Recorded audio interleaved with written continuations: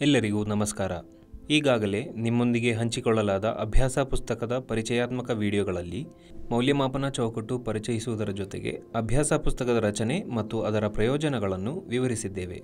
ಇಂದಿನ ವಿಡಿಯೋದಲ್ಲಿ ನಾವು ಈ ಅಭ್ಯಾಸ ಪುಸ್ತಕದ ಚಲಿಸುವ ವಸ್ತುಗಳು, ಜನರು ಮತ್ತು ವಿಚಾರಗಳು ಥೀಮ್ನಲ್ಲಿ ನೀಡಲಾಗಿರುವ ಕೆಲವು ಪ್ರಶ್ನೆಗಳನ್ನು ಹೇಗೆ ಉತ್ತರಿಸುವಾಗ ಗಮನಹರಿಸಬೇಕಾದ ಅಂಶಗಳು ಯಾವುವು ಮತ್ತು ಈ ಪ್ರಶ್ನೆಗಳನ್ನು ಉತ್ತರಿಸಲು ವಿದ್ಯಾರ್ಥಿಗಳಲ್ಲಿ ಯಾವ ಕೌಶಲ್ಯಗಳನ್ನು ವೃದ್ಧಿಸಬೇಕು ಎಂಬುದನ್ನು ಚರ್ಚಿಸೋಣ. ಈ ಥೀಮ್ 8ನೇ ತರಗತಿಯಲ್ಲಿರುವ ಚಲಿಸುವ ವಸ್ತುಗಳು, ಜನರು ಮತ್ತು ವಿಚಾರಗಳು ಥೀಮನ್ನು ಒಳಗೊಂಡಿದೆ.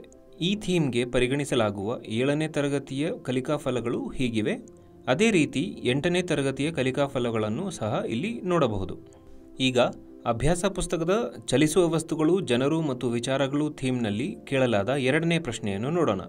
ಪ್ರಶ್ನೆ ಹೀಗಿದೆ: ಅಶೋಕನು ತನ್ನ ಮನೆಯಿಂದ 5 ಕಿಲೋಮೀಟರ್ ದೂರದಲ್ಲಿರುವ ತನ್ನ ಶಾಲೆಗೆ 15 ನಿಮಿಷಗಳಲ್ಲಿ ನಡೆದುಕೊಂಡು ತಲುಪಿದನು. ಮರಳಿ ಬರುವಾಗ ಅವನು ತನ್ನ ಸ್ನೇಹಿತನೊಂದಿಗೆ ಕಾರಿನಲ್ಲಿ ಬಂದನು ಮತ್ತು 5 ನಿಮಿಷಗಳಲ್ಲಿ ತನ್ನ ಮನೆಯನ್ನು ತಲುಪಿದನು. ಅಶೋಕನ ಸರಾಸರಿ ಜವ ಎಷ್ಟು? ಇದಕ್ಕೆ ಸರಿಯಾದ ಉತ್ತರ ಆಯ್ಕೆ 3. ಪ್ರಶ್ನೆಯಲ್ಲಿ ಅವರು ಜವದ ಬಗ್ಗೆ ಕೇಳಿದ್ದಾರೆ. ಈಗ ಈ ಪ್ರಶ್ನೆಯನ್ನು ಉತ್ತರಿಸಲು ನಾವು ವಿದ್ಯಾರ್ಥಿಗಳನ್ನು ಹೇಗೆ ಸಿದ್ಧಗೊಳಿಸಬಹುದು ಎಂದು ನೋಡೋಣ.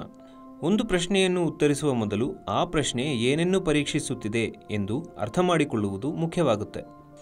ಜವದ ಸೂತ್ರದ ಅನ್ವಯವನ್ನು ಪರೀಕ್ಷಿಸುವುದು ಈ ಪ್ರಶ್ನೆಯ ಉದ್ದೇಶವಾಗಿದೆ. ಹಾಗಾಗಿ ಈ ಪ್ರಶ್ನೆಯು ಜವ, ಒಟ್ಟು ದೂರ ಮತ್ತು ಒಟ್ಟು ಕಾಲದ ಅಳತೆಯ ಪರಿಕಲ್ಪನೆಯನ್ನು ಒಳಗೊಂಡಿದೆ. ಈ ಪ್ರಶ್ನೆಯನ್ನು ಉತ್ತರಿಸಲು ವಿದ್ಯಾರ್ಥಿಗಳು ಜವದ ಸೂತ್ರವನ್ನು ಅನ್ವಯಿಸಬೇಕು. ಈ ಪ್ರಶ್ನೆಯನ್ನು ಕೇಳುವ ಮೂಲಕ ವಿದ್ಯಾರ್ಥಿಗಳ ಪ್ರಶ್ನೆಯಿಂದ ಮಾಹಿತಿಯನ್ನು ನಿರ್ಣಯಿಸುವ ಕೌಶಲ್ಯಗಳನ್ನು ಪರೀಕ್ಷಿಸಲಾಗುತ್ತಿದೆ.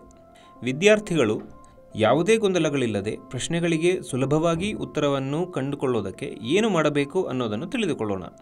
ಇಲ್ಲಿ ನಾವು ವಿದ್ಯಾರ್ಥಿಗಳು ಪಾಲಿಸಬಹುದಾದ ಕೆಲವು ಹಂತಗಳನ್ನು ನೋಡೋಣ. ಮೊದಲಿಗೆ ಪ್ರಶ್ನೆಯನ್ನು ಸರಿಯಾಗಿ ಓದಬೇಕು. ನಂತರ ಪ್ರಶ್ನೆಯಲ್ಲಿ ನೀಡಲಾದ ದತ್ತಾಂಶವನ್ನು ಗ್ರಹಿಸುವ ಮೂಲಕ ಅದನ್ನು ಗುರುತಿಸಬೇಕು.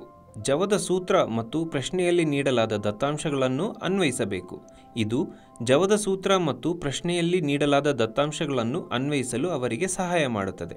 ಈಗ ಅವರು ನೀಡಲಾದ ಆಯ್ಕೆಗಳಿಂದ ಸರಿಯಾದ ಉತ್ತರವನ್ನು ಆಯ್ಕೆ ಮಾಡಿ ಅದಕ್ಕೆ ವೃತ್ತ ಹಾಕಿ ಗುರುತಿಸುತ್ತಾರೆ. ಈಗ ಈ ರೀತಿಯ ಪ್ರಶ್ನೆಗಳಿಗೆ ಉತ್ತರಿಸಲು ವಿದ್ಯಾರ್ಥಿಗಳನ್ನು ಹೇಗೆ ಸಿದ್ಧಗೊಳಿಸಬಹುದು ಎಂದು ನೋಡೋಣ. ತರಗತಿಯಲ್ಲಿ ವಿದ್ಯಾರ್ಥಿಗಳಿಗೆ ನೀಡಿರುವ ಪ್ರಶ್ನೆಯಲ್ಲಿ ಉತ್ತರವನ್ನು ನೀಡಬಲ್ಲ ದತ್ತಾಂಶವನ್ನು ಗುರುತಿಸಬೇಕು. ಇದೇ ಮಾದರಿಯ ಸಾಕಷ್ಟು ಪ್ರಶ್ನೆಗಳನ್ನು ಒದಗಿಸಿ ಅವುಗಳನ್ನು ಪರಿಹರಿಸಲು ಪ್ರೋತ್ಸಾಹಿಸಿ. ಪ್ರಶ್ನೆಗಳಿಂದ ದತ್ತಾಂಶವನ್ನು ಗ್ರಹಿಸುವ ಮತ್ತು ಅವುಗಳಿಗೆ ಸೂತ್ರವನ್ನು ಅನ್ವಯಿಸುವ ಪರಿಕಲ್ಪನೆಯನ್ನು ವಿದ್ಯಾರ್ಥಿಗಳಿಗೆ ಅರ್ಥ ಮಾಡಿಸಿ. ಈಗ ಇದೇ ಥೀಮ್ನ 4ನೇ ಪ್ರಶ್ನೆಯನ್ನು ನೋಡೋಣ. ಪ್ರಶ್ನೆ ಹೀಗಿದೆ: ಈ ಕೆಳಗಿನ ಯಾವ ಉದಾಹರಣೆಯು ಕಾಲಾವಧಿಯನ್ನು ವಿವರಿಸುತ್ತದೆ? ಇದಕ್ಕೆ ಸರಿಯಾದ ಉತ್ತರ ಆಯ್ಕೆ 2, ಲೋಲಕದ ಚಲನೆ. ಈಗ ಈ ಪ್ರಶ್ನೆಗಳಿಗೆ ಉತ್ತರಿಸಲು ವಿದ್ಯಾರ್ಥಿಗಳನ್ನು ಹೇಗೆ ಸಿದ್ಧಗೊಳಿಸಬಹುದು ಎಂದು ನೋಡೋಣ. ಈಗ ಈ ಪ್ರಶ್ನೆ ಏನನ್ನು ಪರೀಕ್ಷಿಸುತ್ತಿದೆ ಎಂಬುದನ್ನು ಅರ್ಥ ಮಾಡಿಕೊಳ್ಳೋಣ. ಕಾಲವನ್ನು ಅಳೆಯುವುದಕ್ಕೆ ಸಂಬಂಧಿಸಿದ ತಿಳುವಳಿಕೆಯನ್ನು ಪರೀಕ್ಷಿಸುವುದು ಈ ಪ್ರಶ್ನೆಯ ಉದ್ದೇಶವಾಗಿದೆ. ಆದ್ದರಿಂದ ಈ ಪ್ರಶ್ನೆಯಲ್ಲಿ ಕಾಲದ ಅಳತೆ ಮತ್ತು ಚಲನೆಯ ವಿಧಗಳ ಪರಿಕಲ್ಪನೆಯನ್ನು ಪರೀಕ್ಷಿಸಲಾಗುತ್ತಿದೆ. ಈ ಪ್ರಶ್ನೆಯನ್ನು ಕೇಳುವ ಮೂಲಕ ಚಲನೆಯ ವಿಧಗಳನ್ನು ವಿಶ್ಲೇಷಿಸುವ ಮತ್ತು ನಿರ್ದಿಷ್ಟ ಪ್ರಕಾರದ ಚಲನೆಗಳಾಗಿ ಪ್ರತ್ಯೇಕಿಸುವ ಕೌಶಲ್ಯವನ್ನು ವಿದ್ಯಾರ್ಥಿಗಳಲ್ಲಿ ಪರೀಕ್ಷಿಸಲಾಗುತ್ತಿದೆ. ಈ ಪ್ರಶ್ನೆಯನ್ನು ಉತ್ತರಿಸಲು ಅನುಸರಿಸಬೇಕಾದ ಹಂತಗಳನ್ನು ನೋಡೋಣ. ಇಲ್ಲಿ ಮೊದಲು ಪ್ರಶ್ನೆಯನ್ನು ಸರಿಯಾಗಿ ಗಮನಿಸಿ. ನಂತರ ಪ್ರಶ್ನೆಯ ಉದ್ದೇಶವನ್ನು ಅರ್ಥ ಮಾಡಿಕೊಳ್ಳಿ. ಈಗ ವಿದ್ಯಾರ್ಥಿಯು ಕೆಲವು ವಿಧದ ಚಲನೆಗಳು ಮಾತ್ರ ಆವರ್ತನೀಯವಾಗಿದ್ದು ಅವು ಕಾಲವನ್ನು ಅಳೆಯಬಹುದು ಎಂದು ಅರ್ಥ ಮಾಡಿಕೊಳ್ಳಬೇಕು. ಇದು ಕಾಲದ ಅಳತೆಯೊಂದಿಗೆ ಆವರ್ತನೀಯ ಚಲನೆಯನ್ನು ಪರಸ್ಪರ ಸಂಬಂಧಿಸುವುದಕ್ಕೆ ನೇರವಾಗುತ್ತದೆ. ಈಗ ನೀಡಲಾದ ಆಯ್ಕೆಗಳಿಂದ ಉತ್ತರವನ್ನು ಆಯ್ಕೆ ಮಾಡಿ ವೃತ್ತದಿಂದ ಗುರುತಿಸಬೇಕು. ಈ ರೀತಿಯ ಪ್ರಶ್ನೆಗಳಿಗೆ ಉತ್ತರಿಸಲು ವಿದ್ಯಾರ್ಥಿಗಳನ್ನು ಹೇಗೆ ಸಿದ್ಧಗೊಳಿಸಬಹುದು ಎಂದು ನೋಡೋಣ. ವಿದ್ಯಾರ್ಥಿಗಳಿಗೆ ಚಲನೆ ಮತ್ತು ಕಾಲದ ಅಳತೆಯ ಬಗ್ಗೆ ಪರಿಚಯಿಸಿ. ಕಾಲ ಮತ್ತು ಚಲನೆಯ ನಡುವಿನ ಸಂಬಂಧದ ಕುರಿತು ಅವರಿಗೆ ವಿವರಿಸಿ. ಆವರ್ತನೀಯ ಚಲನೆಯನ್ನು ಹೊಂದಿರುವ ಚಲನೆಗಳ ಸಾಕಷ್ಟು ಉದಾಹರಣೆಗಳನ್ನು ಅವರಿಗೆ ನೀಡಿ. ದೈನಂದಿನ ಜೀವನದಲ್ಲಿ ಕಾಣಸಿಗುವ ಇತರ ಚಲನೆಯ ಉದಾಹರಣೆಗಳಲ್ಲಿ ಕಾಲವನ್ನು ದಾಖಲಿಸಲು ವಿದ್ಯಾರ್ಥಿಗಳನ್ನು ಪ್ರೋತ್ಸಾಹಿಸಿ. ಈಗ ಇದೇ ಥೀಮ್ನ 6ನೇ ಪ್ರಶ್ನೆಯನ್ನು ನೋಡೋಣ. ಸಾಮಾನ್ಯವಾಗಿ ಚೆನ್ನೈ ಮತ್ತು ಅಂಡಮಾನ್ ದ್ವೀಪಗಳ ನಡುವಿನ ದೂರವನ್ನು ಪ್ರತಿನಿಧಿಸಲು ಬಳಸುವ ಏಕಮಾನ ಯಾವುದು? ಇದಕ್ಕೆ ಸರಿಯಾದ ಉತ್ತರ ಆಯ್ಕೆ 2, ಕಿಲೋಮೀಟರ್. ಈಗ ಈ ಪ್ರಶ್ನೆಗಳಿಗೆ ಉತ್ತರಿಸಲು ವಿದ್ಯಾರ್ಥಿಗಳನ್ನು ಹೇಗೆ ಸಿದ್ಧಗೊಳಿಸಬಹುದು ಎಂದು ನೋಡೋಣ. ಈಗ ಈ ಪ್ರಶ್ನೆ ಏನನ್ನು ಪರೀಕ್ಷಿಸುತ್ತಿದೆ ಎಂಬುದನ್ನು ಅರ್ಥ ಮಾಡಿಕೊಳ್ಳೋಣ. ದೂರವನ್ನು ಅಳೆಯುವ ತಿಳುವಳಿಕೆಯನ್ನು ಪರೀಕ್ಷಿಸುವುದು ಈ ಪ್ರಶ್ನೆಯ ಉದ್ದೇಶವಾಗಿದೆ. ಆದ್ದರಿಂದ ಈ ಪ್ರಶ್ನೆಯಲ್ಲಿ ದೂರಗಳ ಮತ್ತು ಅದರ ಏಕಮಾನಗಳ ಅಳತೆಯ ಪರಿಕಲ್ಪನೆಯನ್ನು ಪರೀಕ್ಷಿಸಲಾಗುತ್ತಿದೆ. ಈ ಪ್ರಶ್ನೆಯನ್ನು ಕೇಳುವ ಮೂಲಕ ಪ್ರಶ್ನೆಯನ್ನು ಗ್ರಹಿಸುವ ಮತ್ತು ದೂರದ ಏಕಮಾನವನ್ನು ನೆನಪಿಟ್ಟುಕೊಳ್ಳುವ ಕೌಶಲ್ಯಗಳನ್ನು ವಿದ್ಯಾರ್ಥಿಗಳಲ್ಲಿ ಪರೀಕ್ಷಿಸಲಾಗುತ್ತಿದೆ. ಈ ಪ್ರಶ್ನೆಯನ್ನು ಉತ್ತರಿಸಲು ಅನುಸರಿಸಬೇಕಾದ ಹಂತಗಳನ್ನು ನೋಡೋಣ.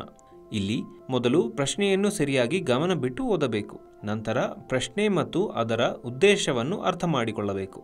ಈಗ ವಿದ್ಯಾರ್ಥಿಯು ಹೆಚ್ಚು ಅಂತರವುಳ್ಳ ದೂರವನ್ನು ಅಳೆಯಲು ಅವು ನಿರ್ದಿಷ್ಟ ಏಕಮಾನಗಳನ್ನು ಹೊಂದಿರುತ್ತವೆ ಎಂಬುದನ್ನು ಅರ್ಥ ಮಾಡಿಕೊಳ್ಳಬೇಕು. ಈಗ ನೀಡಲಾದ ಆಯ್ಕೆಗಳಿಂದ ಉತ್ತರವನ್ನು ಆಯ್ಕೆ ಮಾಡಿ ವೃತ್ತದಿಂದ ಗುರುತಿಸಬೇಕು. ಈ ರೀತಿಯ ಪ್ರಶ್ನೆಗಳಿಗೆ ಉತ್ತರಿಸಲು ವಿದ್ಯಾರ್ಥಿಗಳನ್ನು ಹೇಗೆ ಸಿದ್ಧಗೊಳಿಸಬಹುದು ಎಂದು ನೋಡೋಣ. ವಿದ್ಯಾರ್ಥಿಗಳಿಗೆ ಚಲನೆಯ ಅಳತೆ ಬಗ್ಗೆ ಪರಿಚಯಿಸಿ. ದೂರಗಳು ಮತ್ತು ಏಕಮಾನಗಳ ನಡುವಿನ ಸಂಬಂಧವನ್ನು ವಿದ್ಯಾರ್ಥಿಗಳಿಗೆ ಕಲಿಸಿ. ದೂರವನ್ನು ಅಳೆಯಲು ಸಾಮಾನ್ಯವಾಗಿ ಬಳಸುವ ಏಕಮಾನಗಳ ಸಾಕಷ್ಟು ಉದಾಹರಣೆಗಳನ್ನು ಅವರಿಗೆ ನೀಡಿ. ಶಾಲೆಯಲ್ಲಿ ಅವರು ಕ್ರಮಿಸುವ ದೂರ, ಶಾಲೆಗೆ ಬರುವಾಗ ಮತ್ತು ತಮ್ಮ ಊರಿಗೆ ಪ್ರಯಾಣಿಸುವ ದೂರಗಳಿಗೆ ಏಕಮಾನಗಳನ್ನು ನೀಡಲು ವಿದ್ಯಾರ್ಥಿಗಳನ್ನು ಪ್ರೋತ್ಸಾಹಿಸಿ. ಚಲಿಸುವ ವಸ್ತುಗಳು, ಜನರು ಮತ್ತು ವಿಚಾರಗಳು ಎನ್ನುವ ವಿಷಯಕ್ಕೆ ಸಂಬಂಧಿಸಿದಂತೆ ಈ ರೀತಿಯ ಹಲವಾರು ಪ್ರಶ್ನೆಗಳನ್ನು ಅಭ್ಯಾಸ ಪುಸ್ತಕದಲ್ಲಿ ನೀಡಲಾಗಿದೆ. ಈ ಪ್ರಶ್ನೆಗಳ ಕುರಿತು ಯಾವುದೇ ಸಂದೇಹಗಳಿದ್ದಲ್ಲಿ ಟೀಚೋಪಿಯಾ ಆ್ಯಪ್ನಲ್ಲಿ ಅಪ್ಲೋಡ್ ಮಾಡಲಾಗಿರುವ ಸೊಲ್ಯೂಷನ್ ಡಾಕ್ಯುಮೆಂಟನ್ನು ಉಪಯೋಗಿಸಬಹುದು. ಹಾಗೆಯೇ ಈ ರೀತಿಯ ಹಾಟ್ಸ್ ಪ್ರಶ್ನೆಗಳನ್ನು ಉತ್ತರಿಸಲು ವಿದ್ಯಾರ್ಥಿಗಳನ್ನು ಸಿದ್ಧಗೊಳಿಸುವುದಕ್ಕೆ ಸಹಾಯವಾಗುವ ಹಲವಾರು ಚಟುವಟಿಕೆಗಳನ್ನು ಒಳಗೊಂಡಿರುವ ಅಭ್ಯಾಸ ಹಾಳೆಗಳು, ಪಾಠ ಯೋಜನೆಗಳು, PBL ಮಾಡ್ಯೂಲ್ಗಳು ಮತ್ತು ವಿಡಿಯೋಗಳನ್ನು ಸಹ ಟೀಚೋಪಿಯಾ ಆ್ಯಪ್ನಲ್ಲಿ ಅಪ್ಲೋಡ್ ಮಾಡಲಾಗಿದೆ.